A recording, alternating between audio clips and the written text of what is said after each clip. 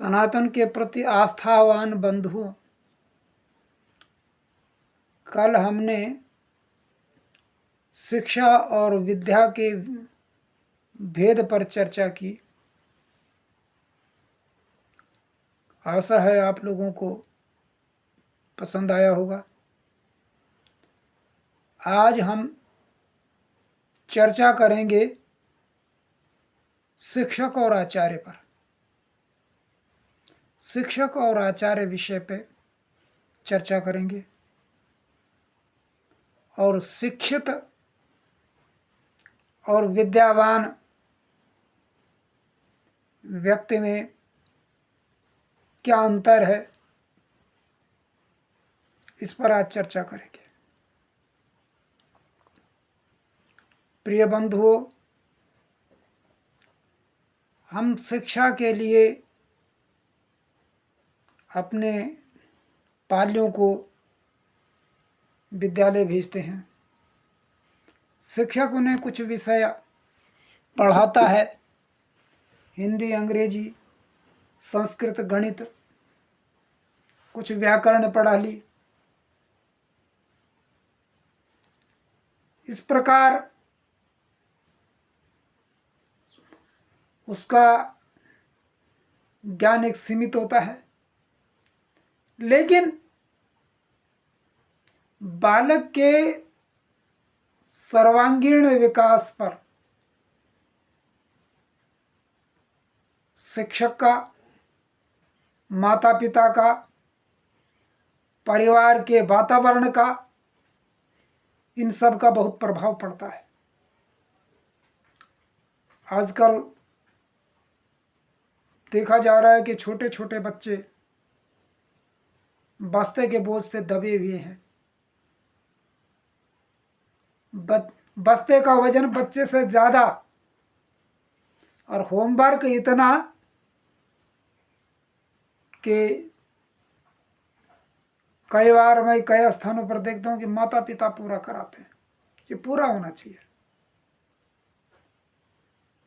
बस लाद दिया बस्ता, बच्चे को गधा बना दिया, कुछ विषय रटा दिए, फिर एन केन प्रकार कुछ विषय रटे, उसके बाद कंपटीशन का बोझ। मेरे ज्ञाति वर्ग में बहुत सारे बच्चे मैंने देखे हैं कि वे लोग जो थे वो बड़ी बड़ी जो है प्रतियोगी परीक्षा निकालने के बाद वो विशेष कोर्स करने वाले थे, तो पता चलता है तब तक बालक को कब ब्रेन हेमरेज हुआ कुछ पता नहीं चला और उस बालक की मृत्यु हो गई। बहुत सारे केस हम देखते हैं। ऐसा क्यों होता है?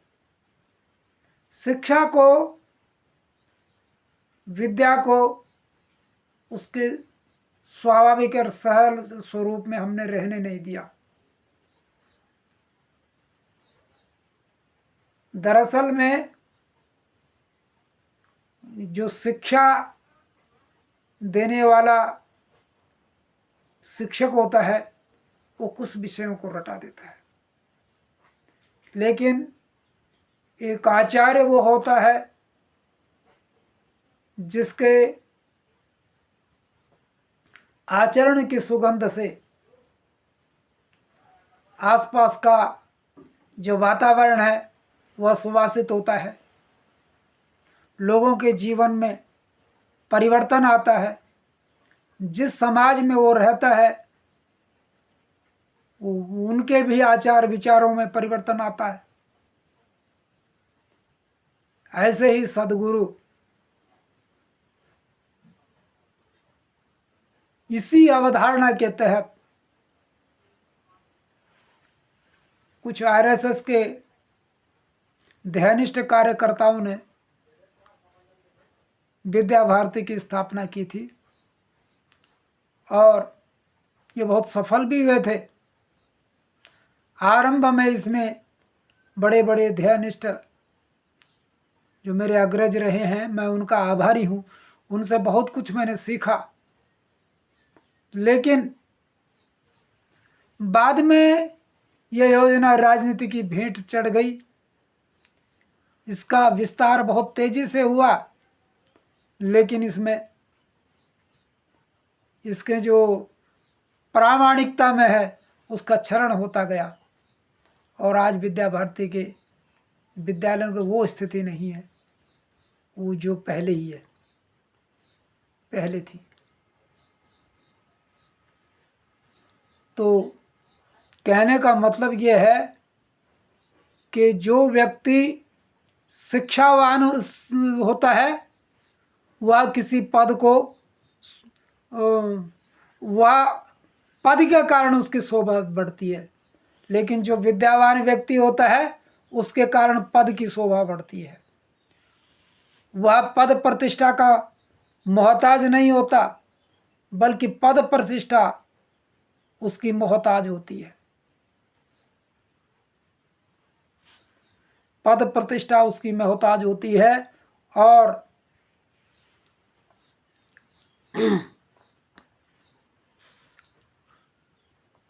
व्यक्ति की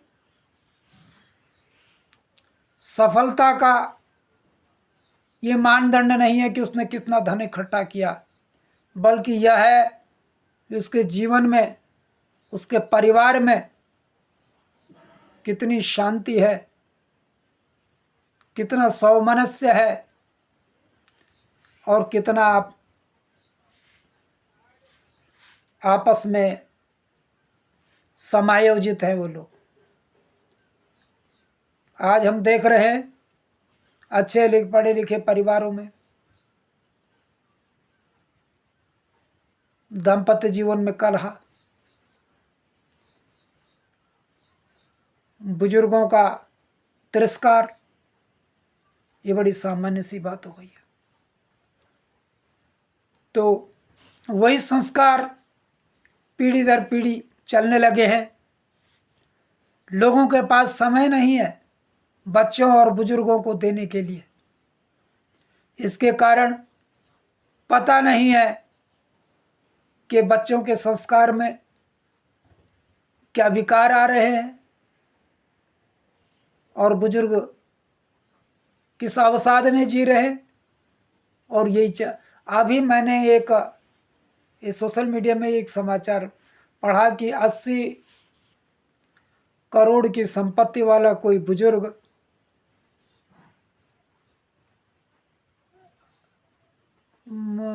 एक वृद्धाश्रम में उसकी मृत्यु हुई है, और उसको देखने उसके पुत्र पुत्री में से कोई नहीं आया। तो ये हमारे संस्कार कैसे बने? निश्चय ही धन कमाने की धन कमाने की होड़ में उस व्यक्ति ने भी अपने परिवार को समय नहीं दिया होगा। सब कुछ देने के बावजूद उसने भी अपने पिता को समय नहीं दिया होगा, और ये संस्कार उसने अपनी दूसरी पीढ़ी को हस्तांतरित कर दिया। शिक्षा हम विद्यालयों में प्राप्त करते हैं, मगर संस्कार पीढ़ी दर पीढ़ी हस्तांतरित होते हैं। हमारे संस्कारों में जो भी न्यूनता होगी वो हमारे बच्चों में दिखाई देगी, हमारे पीढ़ी दर पीढ़ी हस्तांतरित हो रहेगी। इसीलिए मेरे अग्रज कहा करते थे, अग्रजों से मेरा तात्पर्य यह है कि मेरे विद्या भारती के जिनके चरणों में बैठकर मैंने शिक्षा की बारीकियां और संस्कार की बारीकियां सीखी, उन लोगों ने वो कहा करते थे हम बदलेंगे तो विश्व बदलेगा। हमारे संस्कारों में जो न्यूनता होगी उसकी काली छाया हमारे आसपास के लोगों पर भी पड़ेगी। इसलिए बंधुओं, हमारे समाज में आज बेरोजगारी बोल रहे हैं, लेकिन असली बात जो है वो हमारे युवा में श्रमनिष्ठा का अभाव हो गया है। शारीरिक श्रम करने को हेयता की दृष्टि से देखा जा रहा है। बंधुओं, चाहे कितनी भी उन्नति कर ले, लेकिन पेट भरने के लिए अन्न, दूध और फल चाहिएंगे, दालें चाहिए, सब्जियां चाहिए, और इसके लिए शारीरिक श्रम की जरूरत पड़ेगी, जिसे आज हेय दृष्टि से देखा जाता है। एक शिक्षित व्यक्ति, शिक्षित का मतलब जो विद्यावान व्यक्ति का तात्पर्य यह है कि जिसको बूट पॉलिश से लेकर चंड पाठ तक का अभ्यास हो, ऐसे व्यक्ति को विद्यावान कहते हैं। ऐसा व्यक्ति जिसके पास इतना ज्ञान हो जो परिस्थितियों से एडजस्ट करने के उसकी मदद करे, तो उसके लिए उसे नवाचारी बनना पड़ेगा। पुराने घिसे पिटे बातों को रटते जाना और आगे रटाते जाना, ऐसा नहीं है। ये जो संसार आज जहां खड़ा है, जो चांद पर पहुंचा स्थान है, ये घिसी घिसाई बातों को रटने से नहीं पहुंचा। हमारे भारत में यही न्यूनता आ गई है कि बच्चों को हमने बांध दिया है। सोमनाथ के मंदिर का लुटेरा क्यों लूटने में समर्थ हुआ? क्योंकि सोमनाथ की मूर्ति बताते हैं कि वो न तो नीचे थी न ऊपर थी, बीच में हवा में लटकी रहती थी। और उसका कारण बाद में बताया जाता, जब शोध हुई तो नीचे भी चुंबकीय पत्थर थे और ऊपर भी चुंबकीय पत्थर लगा रखे थे, जिसके कारण वो मूर्ति बीच में लटकती थी।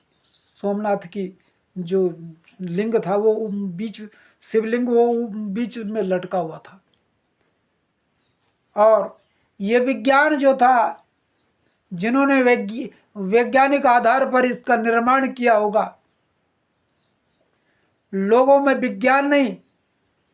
वो विज्ञान नहीं दिया, बल्कि ये बताया ये चमत्कार है। लोगों को विज्ञान की रोशनी से दूर रखने का यह फल पाया कि हम पथ दलित हुए। इसलिए शिक्षा की रोशनी, विद्या की रोशनी, शिक्षा की रोशनी घर घर में पहुंचे, घर घर में पहुंचे, घट घट में पहुंचे। हम लोग, अगर हमें कुछ ज्ञान है तो उसके आसपास के सभी लोगों को हो जाए, ऐसा प्रयास होना चाहिए। उसको छिपाकर हम अपने पास ही रखेंगे, हम श्रेष्ठ बने रहें, बाकी जो है निम्न बने रहें, हम श्रेष्ठ और बाकी लोग निकृष्ट बने रहें। ये कोई अच्छी भावना नहीं है, ये देश हित में नहीं है। एक दीप से दूसरा जले, ये भाव लेकर जब हम चलेंगे तो पूरा देश ज्ञान विज्ञान के आलोक में आलोकित हो जाएगा। यही हमारी कामना भी है। और बच्चों को सा विद्याया विमुक्तये, ये बोर्ड पर लिखाने से नहीं होगा, ये रटाने से नहीं होगा। उनके जीवन में मुक्तता दिखाई भी देनी चाहिए। वीडियो काफ़ी लंबा हो गया है, पता नहीं आप लोगों को कैसा लगे, परंतु दास अपनी वाणी को यहीं पर विराम देना चाहेगा।